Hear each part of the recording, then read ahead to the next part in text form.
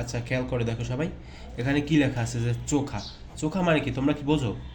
মনে করো এই যে কলমটা না, কলমের যে এই যে একবারে এই দিকটা, এটা হচ্ছে তোমার চোখা।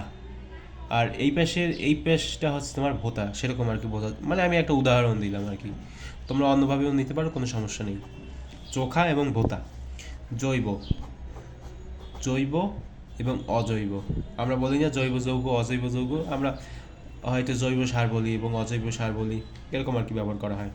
জরা এবং যৌবন। জরা মানে কি বলতো? আমরা বলি না যে জরা বার্ধক্য, অর্থাৎ জীর্ণ শীর্ণ যে শরীর, এরকম বোঝাতে আর কি জরা ব্যবহার করা হয়, বা রোগ ব্যাধিগ্রস্ত সেরকম। গেয়, এরপর হচ্ছে তোমার অজ্ঞেয়, এগুলো তো বোঝো। ঝানু এবং অপটু। ঝানু বলতে মূলত বোঝানো হচ্ছে যে আমরা বলি না, আচ্ছা না, এটা না বললেই ভালো, বললে আবার সমস্যা আছে। তো বুঝে নাও যে অপটুর বিপরীত হচ্ছে তোমার ঝানু। ঠিক আছে?